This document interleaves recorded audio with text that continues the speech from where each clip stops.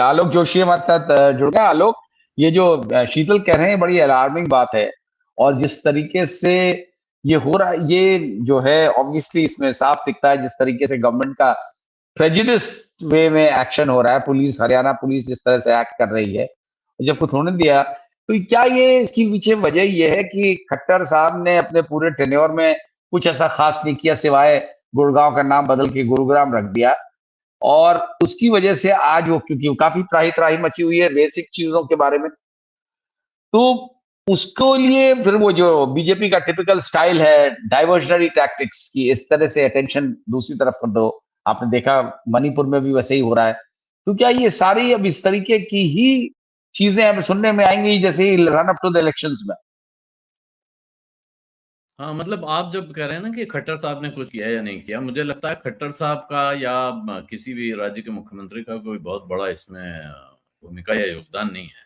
वो तो एक लाइन पर चल रहे हैं, जो लाइन उनको दी गई है, और वो आपको अलग अलग जगह एक साथ जागृत होते हुए ये तत्व दिख रहे हैं। इसके पीछे कोई कारण, और वो कारण बहुत साफ है, हमको आपको सबको समझ में आता है, तो और जनता को समझ में नहीं आता होगा ऐसा नहीं है, लेकिन कुछ लोग समझना चाहते हैं, कुछ नहीं समझना चाहते हैं। उनको लगता है कि यही रास्ता है और हमें इस रास्ते पे चलना चाहिए।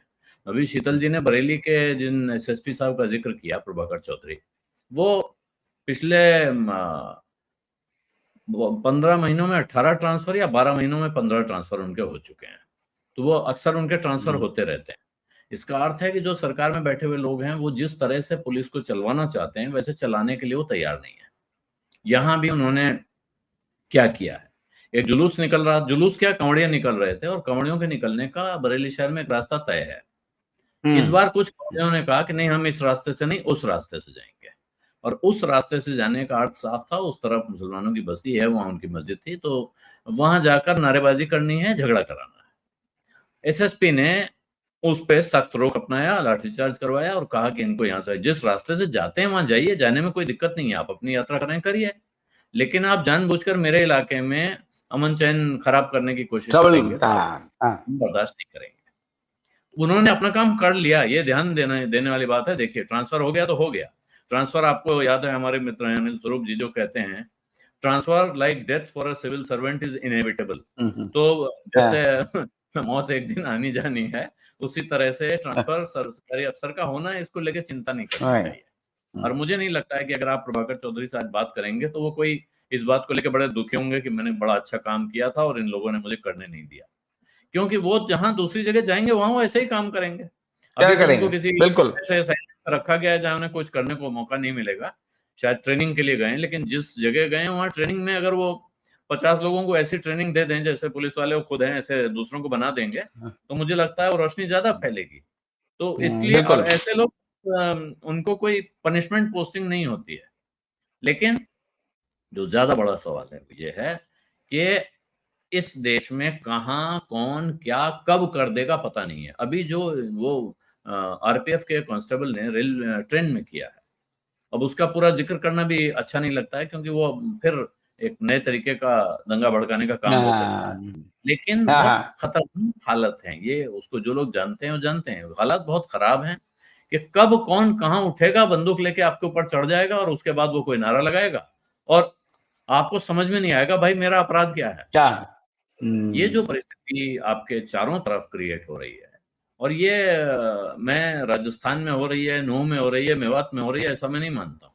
मेरा मानना है कि ये कोशिश पूरे भारत में हो रही है, जहां जहां सफल हो पा रही है वहां सफल हो रही है, जहां सफल नहीं होगी वहां कोई और रास्ता अपना जाएगा। आपने कब सोचा था कि मणिपुर में इस तरह का दंगा हो जाएगा, इस तरह की, मतलब आप कहें नरसंहार हो रहा है, जनसंहार हो रहा है, ये मणिपुर में हो जाए। आदिवासी इलाकों में इस तरह की रहती हैं, वहां लड़ाई झगड़े थोड़े बहुत लगे रहते हैं, लेकिन इस बड़े पैमाने पर और बिल्कुल स्पष्ट है कि राज्य सरकार के संरक्षण में जिस घटना से मणिपुर का मसला पूरे भारत में फैला, जो वीडियो सर्कुलेट हुआ है, उस वीडियो में शामिल लोगों ने जो गवाही दी, बाद में अभी तो सुप्रीम कोर्ट पहुंच गई हैं वो 2 लड़कियां जिनका वीडियो था, लेकिन उस बीच जो इंटरव्यूज आए उसमें उन्होंने कहा कि साहब हमको तो पुलिस गिरफ्तार करके ले जा रही थी, हम पुलिस के प्रोटेक्शन में के कस्टडी में थे, पुलिस ने और पुलिस हमको वालों ने हैंड ओवर कर दिया,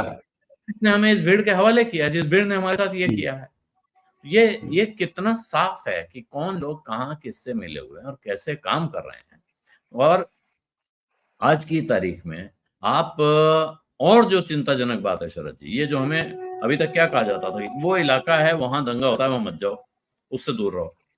आज की हाँ, तारीख में इस बात की कोई गारंटी नहीं है कि कौन सा इलाका है जहां दंगा होता है और कौन सा इलाका है जहां दंगा नहीं होता है। नहीं होता। आप शहर के एक से एक शानदार आलीशान स्कूलों के बारे में पता कर लीजिए कि वहां जो बच्चे पढ़ रहे हैं वो अपने साथ के बच्चों से धर्म के आधार पर किस तरह की बातें कर रहे हैं, किस कर तरह रहे की हैं। नफरत बो दी गई है, वो कल्पना से परे है। हम लोग सोच नहीं सकते थे कि इस तरह की चीजें किसी अच्छे स्कूल में होंगी, कहीं होती होंगी। मैं तो बहुत अच्छे और खराब, मतलब खराब स्कूल नहीं, लेकिन तबके के हिसाब से या साधनों के हिसाब से बहुत कम फीस वाले सरकारी स्कूल और अच्छे स्कूलों में दोनों जगह पढ़ाई की है। मुझे कहीं इस तरह के माहौल या इस तरह की स्थितियां नहीं मिली थी नहीं जैसी मिली। आज की तारीख आप अपने आसपास, और मैं इस बात का चैलेंज दे रहा हूँ आप में से जो जो दर्शक देख रहे हैं वो, और जो हम लोगों जैसे जो समझते हैं कि हम तो बहुत सेकुलर लोग हैं और हम कोई भेदभाव नहीं करते हैं, हमें अपने हाँ, घरों के छोटे बच्चों से बात करनी चाहिए, अपने अपने एक्सटेंडेड फैमिली के छोटे बच्चे जो स्कूलों में पढ़ रहे हैं उनसे बात करिए और उनसे जरा एक बार अपने देश और समाज के हालात पे चर्चा कीजिए, तो आपको समझ में आएगा कि किस तरह का जहर किस गहराई राइट। से कितनी बारीकी से बोया जा रहा है, कल्पना नहीं कर सकते हैं आप। और उनको आप लाख समझाते रहिए, वो आपकी बात सुनने को तैयार नहीं है बच्चे। सुनने को तैयार तो नहीं। इसी तरह से उनको ट्रेनिंग दे दी गई है कि बहुत मुश्किल हो रही है आज की तारीख में, और इसीलिए इसका मुकाबला बहुत मुश्किल है, आसान नहीं है। ये हमें कहने में लग रहा है भाई वो वहाँ नूह में ये गुड़गांव में कौन लोग जिम्मेदार हैं, उनको पकड़ा जाए। कौन जिम्मेदार है? जड़ से जमीन से लेकर आसमान तक सब जिम्मेदार हैं। ये सारा शासन प्रशासन जो है वो पूरा जिम्मेदार है। किसको किसको पकड़ेंगे आप? और अंत में क्या है भाई, सुप्रीम कोर्ट चलो। अब क्या सुप्रीम कोर्ट इस देश की सरकार चलाएगा?